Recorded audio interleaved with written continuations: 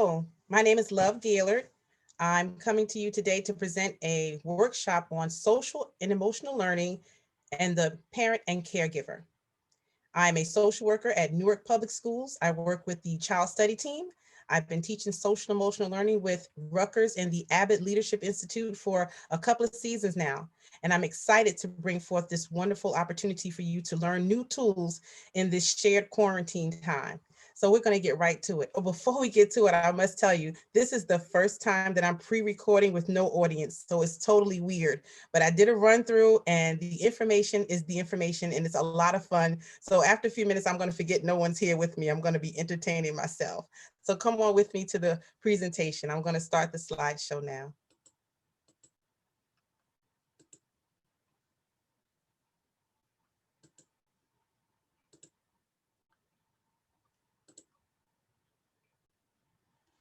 Social and emotional learning for parents and caregivers. Not only is this for parents and caregivers, we're going to focus on self-care and local community supports that can help you right now with whatever you might need. Here's my usual welcome. So I contemplated, should I even do a welcome? Because I'm here by myself, but I think it's still going to be good for you. So while you're at home watching this recording, I would like for you to think about your children. Who are your children? What are their names? You know, why do you enjoy being a caregiver? Why do you enjoy having children? And why are you taking this workshop or experiencing this workshop right now? Why did you choose to come? Now, how are you doing with quarantine? Have you experienced any losses? Are you experiencing any opportunities? What resources have helped you? So those are things I like for you to contemplate. If we were all here together in a nice party, experience this together, we would have a nice conversation. Everyone would be discussing these things. But you're at home, you're with a family member or a friend. Ask yourself, ask the person next to you, how are things going about your children? Why do you like being a caregiver? How is quarantine going for you? Have you experienced losses? What opportunities and what resources have been helpful for you? And if you're not sure, come on with this small journey and we're going to take you on a little road trip through an introduction to social emotional learning that can help you in all these areas. We must start with a definition. What is SEL? What is social and emotional learning? I'm just going to read the definition verbatim because it's just so good. Social and emotional learning, SEL, is the process through which children and adults understand and manage emotions, set and achieve positive goals, feel and show empathy for others, establish and maintain positive relationships, and make responsible decisions. This definition was developed by Castle.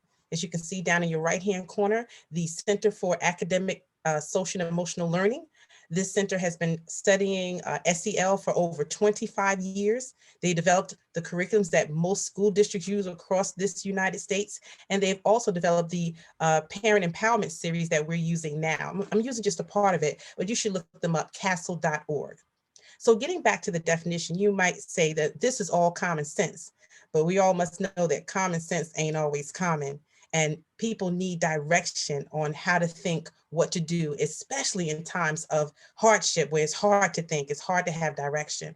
So just think about it. I'm going to read it one more time. Social emotional learning is the process through which children and adults, we're all in this together, understand and manage emotions, set and achieve positive goals, feel and show empathy for others, establish and maintain positive relationships, and make responsible decisions. This is like a whole personal mission statement. You can just write this in your journal, and these are your goals over the next year to make sure that you're hitting these points. Can be helpful. So if you just walk through the definition, this is self-care itself. Social emotional learning is composed of 5 core competencies. I use this all the time. As you can see, I have the chart behind me in my office space here because social emotional learning has become part of my everyday life. I use all these tools and they help me. They help me to be a better parent. They help me to be a better employee and coworker and collaborator on many projects because I'm always keeping in mind these competencies that help me to stay balanced and kinder and more graceful towards others. So let's just get started. I'm going to walk you through. I like to start with self-awareness. It all starts with the self. When you're learning social emotional learning, it's not something you would say, oh, you need that, or I know 5 people who could use this. They might be able to, but when you're in an airplane and they say, put your gas mask on first, you have to put your SEL mask on first before you can share it with others or recommend it for others. You got to start with the self. So we're going to start with self-awareness. Self-awareness says identifying emotions, accurate self-perception, recognizing strengths, self-confidence, and self-efficiency. Social awareness, perspective taking, empathy, appreciating diversity. And when we think about diversity, it's not only about diversity in race or color or culture, it's diversity in thought, because not everybody thinks like we do, and we have to be okay with that. And then respect for others. Come with me over to the left, self-management, impulse control, stress management, self-discipline, self-motivation, goal setting, and organizational skills. Over to the right, relationship skills, communication, social engagement, relationship building, and teamwork. Responsible decision-making, identifying problems, analyzing situations, solving problems, evaluating, reflecting, and ethical responsibility. That's a whole lot. But I use this chart every time I find something challenging. I think about this chart and I put it in perspective. I put it in this box. Where is it coming from? And I run through it to help me to problem solve and calm myself down and how to move forward. But that's for the advanced class. You can learn about that later. But this is just a snippet, just a few minutes to introduce you to social emotional learning. And because this is just a snippet, an introduction, we're going to just explore self-awareness. This is my favorite core competency of social emotional learning. If you can see, this picture here is a mirror. And I wish we were here together so I can show you the mirror of me looking at me and you looking at you, because it starts with the self. So let's run through recognizing one's own feelings, emotions, and thoughts. It starts with you recognizing. And sometimes that's so hard because it's so easy to say, I'm so upset that situation or that person made me so, twisted, upset, negative feeling. But if we were to take the mirror and say, what about that situation made me feel so negative or not balanced or unsafe? What was it? And if you take a moment to reflect, it'll come to you, what about that situation bothered you so much? Because not everything doesn't bother everyone the same way. The thing that can set you off, that same thing would not bother the next person. So whenever the next time you're set off into some negative or unsafe place or mad place, think about it. What about this is making me mad? So this is a part of knowing thyself. This is that part when people talk about being woke. Wokeness. Woke is overrated. People always use the woke. Consciousness, so consciousness is rising. People are awakening. And one of the first pieces of awakening is when you can really reflect on yourself and be honest with yourself and start to move forward in an improved way. That's being woke. That's what they talk about, consciousness rising. And if you can just explore that one piece, you'll be miles ahead of where you were yesterday. The next part, accurate self-perception. How do you see yourself? Now, sometimes we might say, oh, some people are puffed up, they're conceited, but having a good sense of self-esteem sometimes can be seen as conceited. And I'd rather be on the high end than on the low end. But if you're not sure how you appear, just start thinking about it. How do I see myself? What do I think of myself? You might ask some people that you trust to ask you, how do you see me? And in that, if there's some areas that you would like to improve or you feel bad about, or once you start exploring it, you might feel a little shame, kick the shame out the window and say, hey, this is the first day of my beginning. So when you look at yourself and you think about who you are, if you need to improve, just improve. And take this class, the extended version, the SEL, contact us later, and you can get in the extended version to learn more ways of how to do that. But it's just a matter of changing how you think and moving on. But you must think about who you are and how you present to the world. You must recognize your own strengths. You are awesome. There are things about you that are totally awesome. You're the only you in this world. There's no you like you. You're the only you that can do what you do.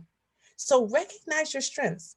When I do meetings in my social work job, I have to ask adults and sometimes adolescents, what are they good at or what are they proud of? Sometimes it's very difficult for a parent to say what they're proud of with their children. And sometimes it's difficult for the person to say what their strengths are, because guess what? No one has ever really asked them. I didn't realize how many people who were never asked, what are your strengths? And the other person sat back and listened for their response. So this is an opportunity for you to think about yourself and say, what are your strengths? What are you good at?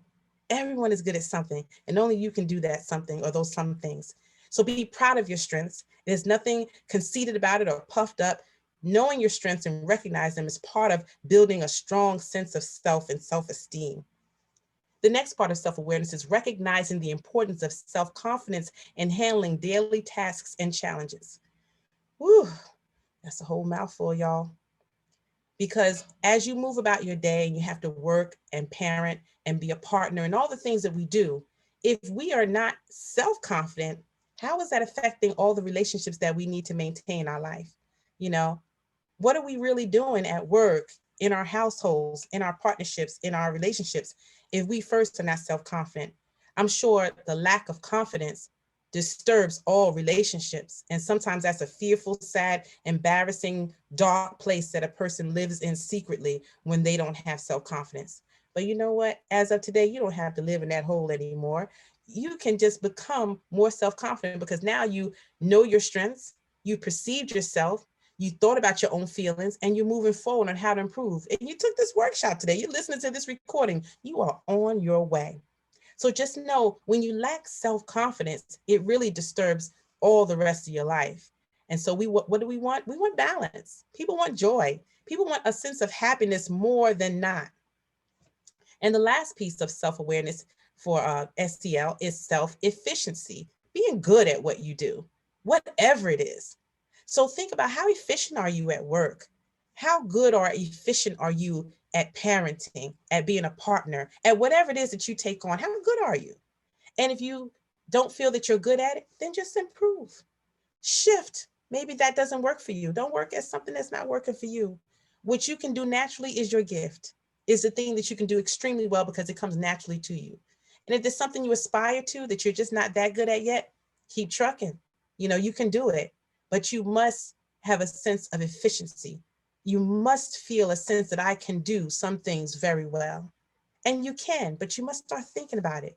So if you look at self-awareness and you think about all these things, take a mirror. I had a mentor that would say, go look in the mirror, look at yourself and tell yourself you did it to yourself and do better. He was really raw. That was a whole nother thing. But I just took the lesson of looking in the mirror and reflecting on what I've done, who I am, and what I need to do, and not beat myself up about it and say, tomorrow's a new day, and just start making small strides towards improving the areas in your life.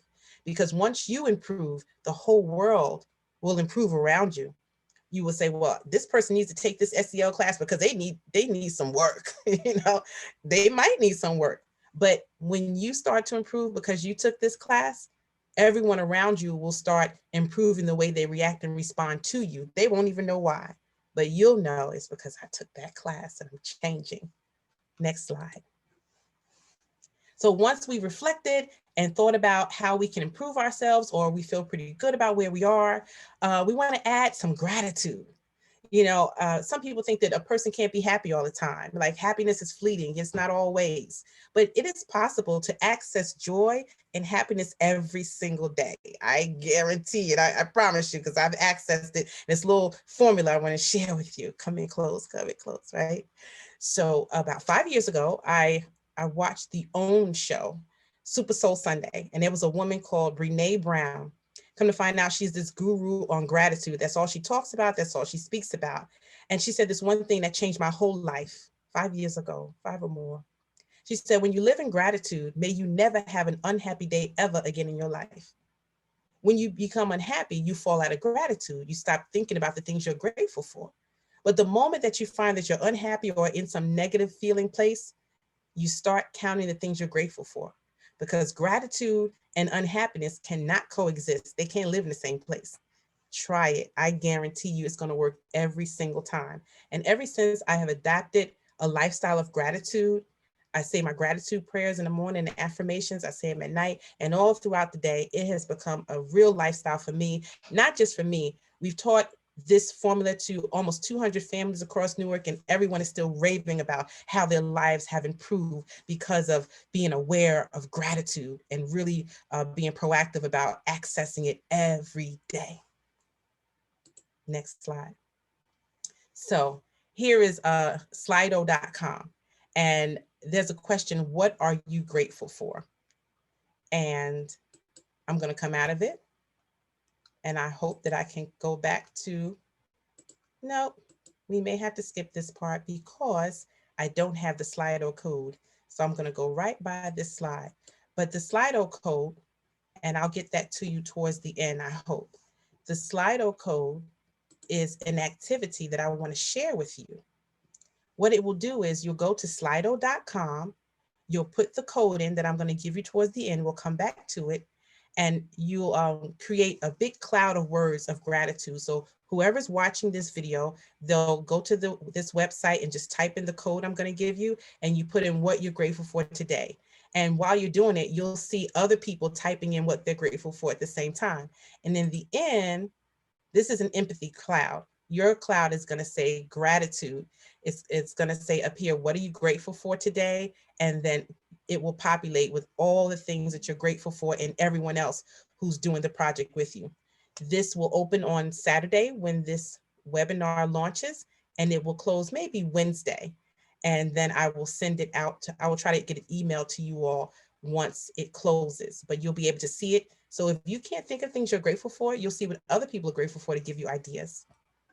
Next slide. This is a video I'd like to show you on empathy.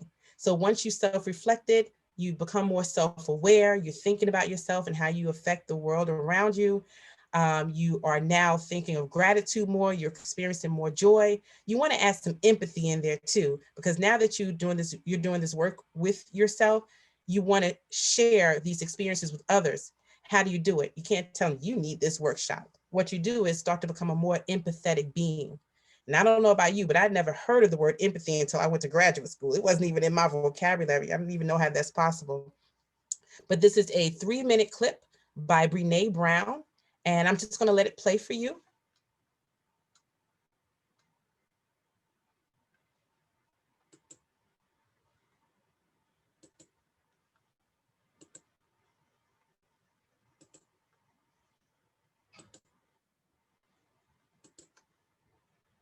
I wanted to make sure the sound is on because that is one of those bloopers that occurs when you're doing these webinars with all this stuff going on.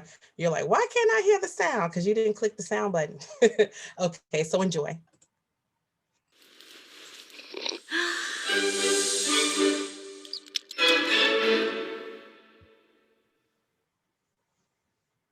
So what is empathy, and why is it very different than sympathy?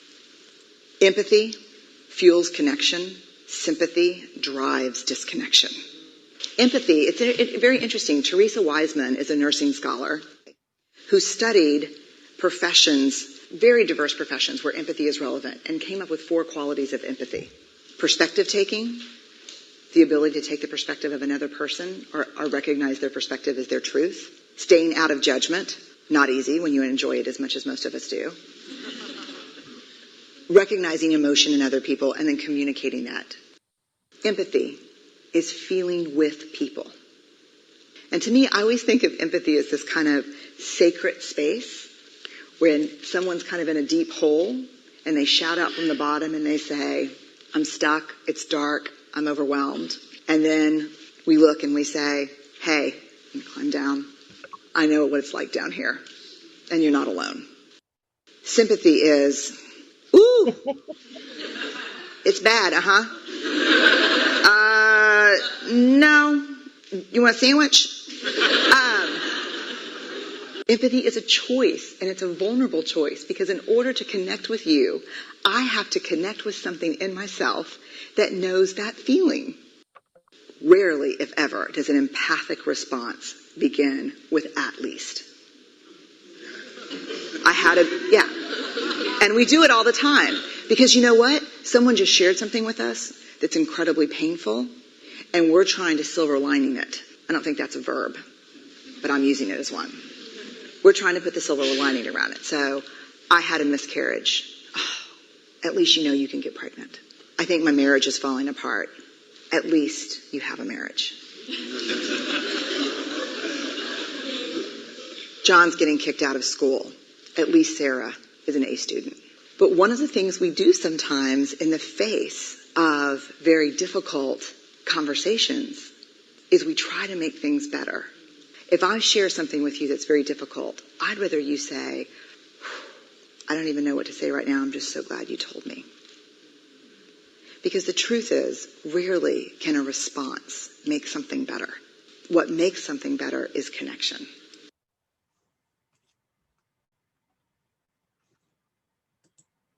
Now, wasn't that awesome? That's one of my favorite videos ever. So empathy is not just a word. What I learned from this video, it's a tool. You use empathy when you interact with others, when people are going through hard times. And sometimes if someone is mad at you, you can flip it and be empathetic with them, and then they won't even be mad at you anymore because you exercise empathy through this video. So I wrote down some points that I want you to think about when thinking of empathy. Now I had to write these points down because every time I watch it, I get a new set of things that I want to share or think about. So empathy is very important in my life, and it really helps me with my interaction with others on every level. So empathy is when you're feeling with people. It's when you're making the connection with a person's pain or discomfort, and it's being with those people. You know, like when someone actually dies and you have to be there with their loved ones, just be with them. Ask them, what can I say? What can I do? Well, I'll just sit here with you. You let me know if you need something, or, you know, just being with them and doing kind things around them. You don't always have to have a lot of things to say to try to hurry up their grief. Just be with a person. Even if it's not death, it's a lot of things, that emotions that people go through. And when you start to master empathy, you can be a much more helpful human being in this world. Next slide. Next tool. This is the last tool. You're going to love this one. So you're working on yourself. You learn to be more self-aware. You're all filled with gratitude. You learn how to work empathy. And then the thing happens. Throws everything out the window. I know I have some skills. I know I learned some stuff, but this situation is heavy, right? So when the situations get heavy, it gets heavy, or you feel negative, you feel mad, rageful, extremely sad, whatever the extreme feeling is, think of this method, S-T-O-P, stop. Let's go through it together. I'm going to read it with you. S, stop. Whenever you notice stress or imbalance, pause and be aware of how you feel. Stopping and thinking, it helps out a lot. Think about the last thing that occurred. What if you had stopped first and just thought about it? The next thing you want to do is take a breath. Now, the person on the other side might say, what are you doing? Say, I'm just taking a breath, just taking it all in. Simply bring your awareness into the breathing body, letting the sensations of your breath move into the forefront. Notice how your mind begins to settle a bit, bringing more clarity. Breath awareness bringing more clarity. Breath awareness actually harmonizes the cardiovascular system in the body while also calming the alarm centers in the brain, in the more primitive parts of the brain. Yes, the brain does have primitive parts that are hiding from us. It's sticking in the amygdala. When you take the whole SEL class, we'll explore that more. But yes, the primitive part of your brain is always trying to pull you down. All right. When we are stressed, we can't think clearly or see any situation accurately. And then you observe. So you stop, you took a breath, you can see a bit clearly. Just notice how your breathing begins to naturally bring balance to the systems of the body. Let this be felt. Also look around. What's really happening in this moment? And then you proceed. Having shifted to a more mindfully responsive mode, take an action that is more skillful, appropriate, and best attuned to your situation. Okay, you got to take control of that situation. Don't let the situation take control of you. You know, you don't want to hurt people. You don't want to be hurt. So it's best to stop before you do anything and quickly go over these steps.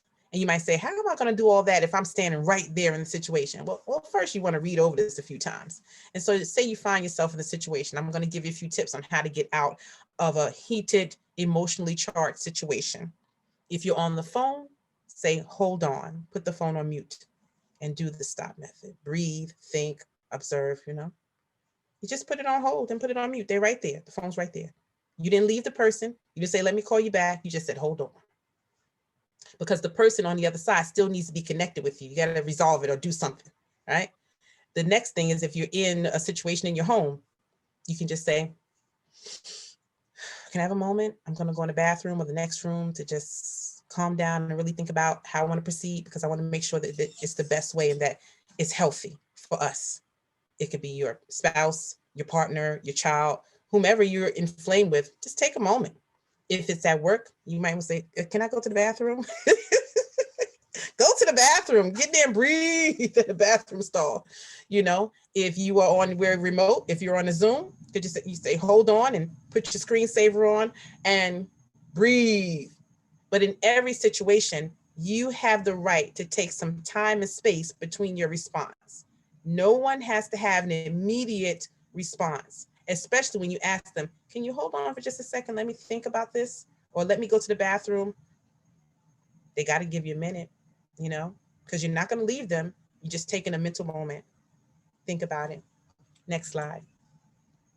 So in the end, I promised you I would go over some resources. I'm not sure where you're watching this from, but this recording is for parents of Newark and or Essex County, New Jersey. If you're in another state, every state has community resources that are similar to these. So in the state of New Jersey, we have 211. You can go to 211.org, or you can just punch it on your phone, 211. You can talk about anything. You can say, my cat's stuck in a tree. My toilet won't flush. The leaves are in front of my house. The house is burning down. Whatever the situation is, call 211 and they have a resource that will help you. The 211 operator does not have the answer. They're not going to come out and help you, but they will give you the resource, the phone number, the website, the connection, the agency, whatever you need, they're going to give you the connection. Believe that. Anything under the sun, 211. If you need a food pantry, you need Pampers for the baby, you know, any of your needs, call 211. They're going to point you in the right direction. The next thing is we're in a shared quarantine. And that's a neat way of saying people are dying because of COVID, right? We're in quarantine because people are dying. People are dying and we are grieving. Those of us who are directly connected to the loved one, or those of us who see our friends grieving from afar. It is very healthy to get counseling. ImagineNJ.org is a Newark-based counseling agency for families, the whole family, children through parents, grandparents, extended family. It's a family service agency just for grief. I trained with the owner, the director, her name is Mary. I trained with her years ago. She had another grief agency. She actually brought in a master grief, international grief agency training facilitators in the Midwest, the Dougie Center. And they train people from all over the world, and she brought them to us. And I was lucky enough to be in the class with Mary. So she is a guru, she's the truth, and she's going to handle you and your family gently and effectively. The Partnership for Children of Essex County, any child from infancy through 21 years old, if they have severe medical concerns, learning disabilities, behavioral health issues, you contact them, pcenj.org. Call their number directly or send them an email and say, hey, I need some help. The Partnership for Children was developed because in the year 2000, around that time, they realized that DIFAS couldn't handle every family situation. It wasn't necessary. So New Jersey had to split services. So where DIFAS or DCP&P is for emergency, real severe things, and the Partnership for Children is for long-term sustainability to help you to be safe and secure in your home situation with your family over time. And last but not least, your school's family liaison. Every school in the city of Newark has a family liaison. And what do? They help you with whatever you need as a parent. If you're having trouble connecting with staff members in the school or motivating your child, as from a parent perspective, if you need food or resources, your lights got cut off, you need a hot spot, whatever, let me tell you, they are a jack of all trades, and parent liaisons are masters, and they're tremendously empathetic, and helpful to all parents. Even if you're a caregiver, your grandparent, aunt, uncle, whoever you are, if you're caring for a child, your family advocate will help you in your school. Call up the school, email them, say, who's my family advocate, and connect with them. They'll be so happy to hear from you. And they also offer a lot of workshops to help you as well. So think about what resources you need. I'm pretty sure you can use one of these here. And if not, contact the person who introduced you to the workshop series that you're in today, and they will help you with more resources. And the last slide, what will you remember from today's social emotional learning lesson? What will you use? What will you share with others? I really hope you share some of the things that was taught today with others.